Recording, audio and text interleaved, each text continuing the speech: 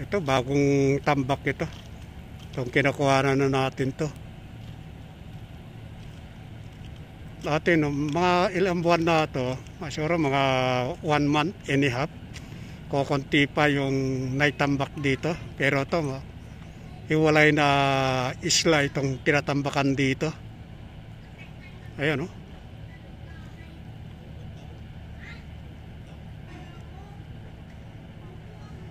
Malawak-lawak na yung tinambakan dito sa area rito, sa pinakadulo ng Paranaque na to, mga kaibigan.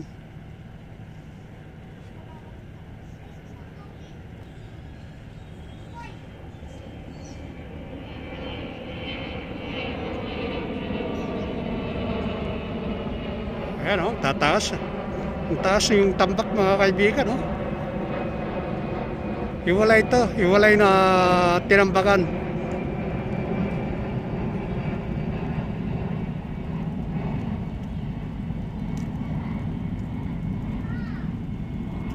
Pulo-pulo na yung tinambakan dito na buhangin, oh.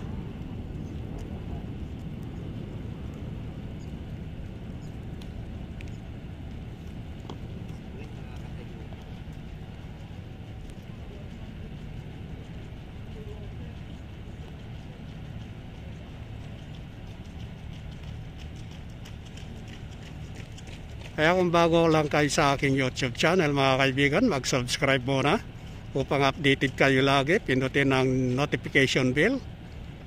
Ibahagi sa atin mga kababayan, atin mga taga-subaybay dito sa reclamation na ginagawa dito sa Mall of Asia. Balang araw malalaman natin itong ginagawa rito, kung gaanong kaganda itong tinatambakan. Siguro mga 1 taon pa at matatapos na itong tinatambakan dito.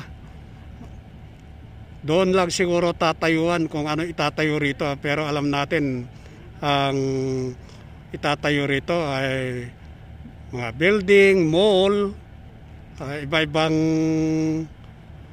sangay ng gobyerno yung kanilang itatayo rito.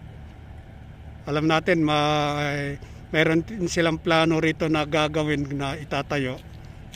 Pero abang-abangan natin sa mga susunod na panahon itong ginagawa. Ayan, oh, malapit na sa Cavite, mga kaibigan, yung area na to ginagawa.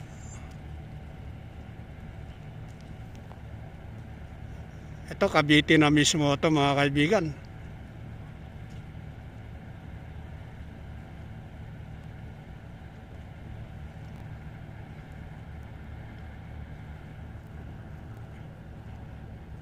Ayan, ito ay buo to. Kaya yung kinukuhanan, itong area na to, ayan, oh, hiwalay to, mga kaibigan. Ay basta lahat na dahil nga malayo-layo itong area na to na hiwalay na tinatambakan.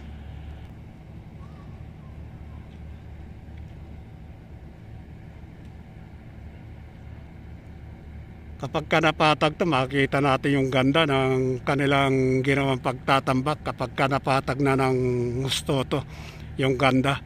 Dahil nga ito, palagay natin to, lalagyan pa ng pader na katulad dito sa biwak ng Mall of Asia. Ganito yung gagawin, lalagyan ng pader itong ginagawa na reclamation, mga kaibigan. Ayan, oh.